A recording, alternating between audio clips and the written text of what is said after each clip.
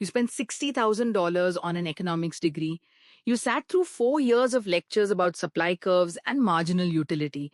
And here's the fun part. Most of that stuff, you'll never use it. But here's the thing.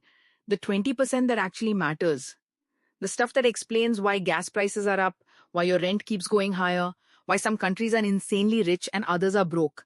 That part, that's what we're covering today in 20 minutes for free. I'm going to teach you the entire field of economics. We'll go from the most basic concept, why anything even costs money, all the way to how central banks control entire economies. Let's go. Open book chapter 1. What is economics? Economics is the study of choices. That's it. That's the whole field. The big idea. Here's the fundamental problem. Resources are limited. Wants are unlimited. You want a Ferrari, a mansion, and 8 vacations a year. The universe is offering you a 2009 Honda Civic and 2 weeks off in August. That gap between what we want and what actually exists is called scarcity. And scarcity is why economics even exists. Because when things are scarce, people have to make choices. And when people make choices, there are always trade-offs. If you spend your Friday studying, you're giving up Friday night out. That thing you gave up, economists call it the opportunity cost. And opportunity cost is secretly one of the most powerful ideas in this entire field. Every decision you make has an opportunity cost. Every government policy has one. Every business investment has one.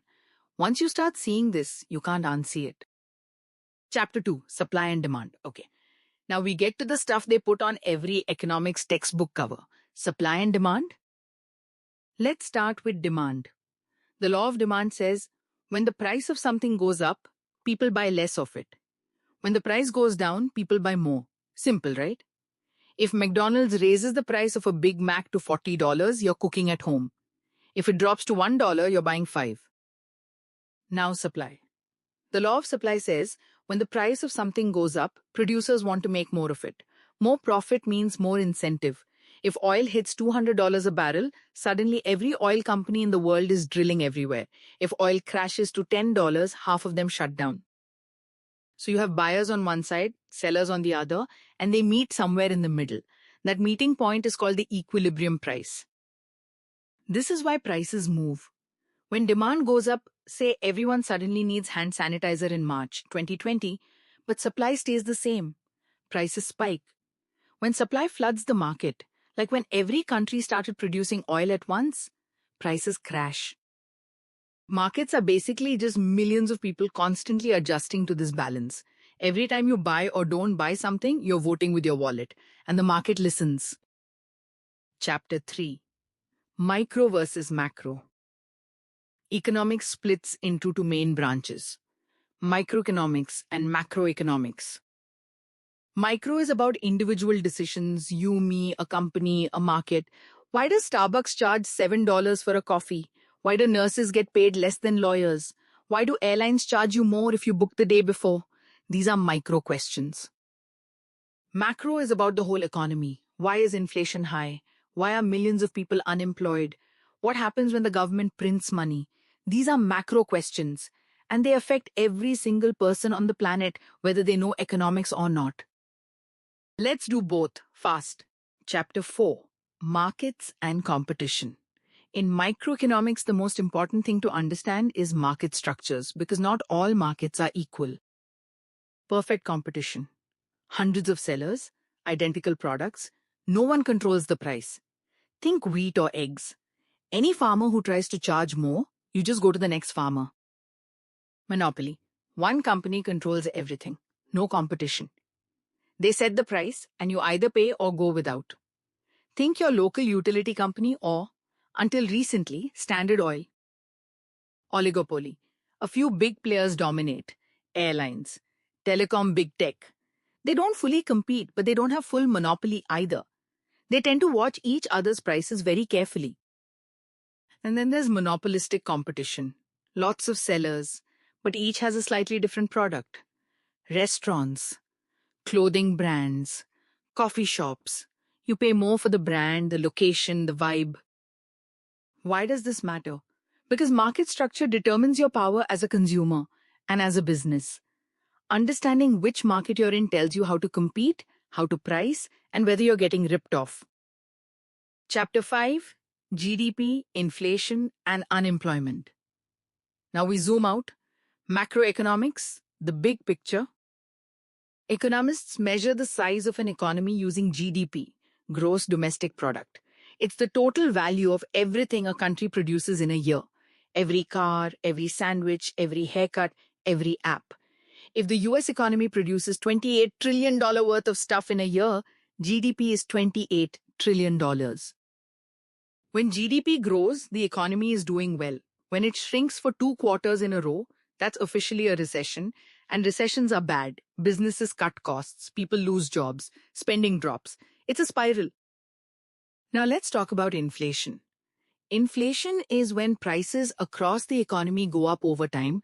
A little inflation around 2% is actually healthy. It means the economy is growing. But high inflation, like what happened in 2022, destroys purchasing power. Your $100 buys less than it did last year, the year before, and the year before that. Then there's unemployment.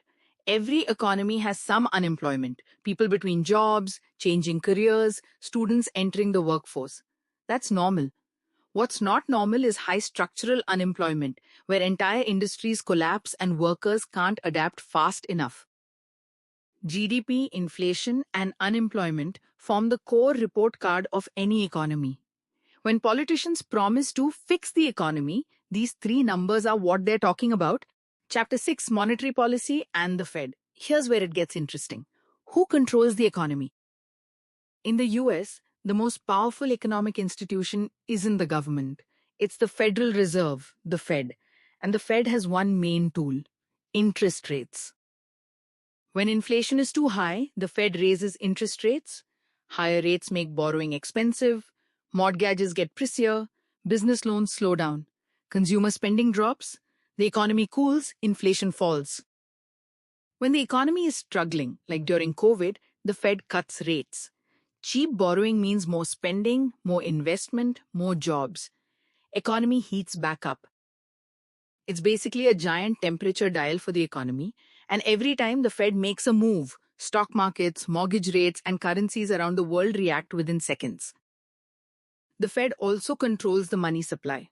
Printing more money can stimulate the economy, but too much printing causes inflation.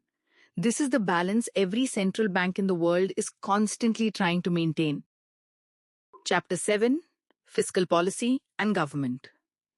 The second major economic lever is fiscal policy, what the government does with taxes and spending. During a recession, government increases spending, stimulus checks, infrastructure bailouts, and cuts taxes to pump money into the economy. This is called expansionary fiscal policy. When inflation is too high, government raises taxes and cuts spending to pull money out of the economy. Contractionary policy. The problem? Governments love spending and hate cutting, which is why most major countries run deficits, spending more than they collect in taxes. The US national debt is over $35 trillion. That's money borrowed from the future. Whether that's a problem or not is one of the biggest debates in economics. Some economists say deficits don't matter if growth is strong enough. Others say it's a time bomb. The debate continues. And that's it.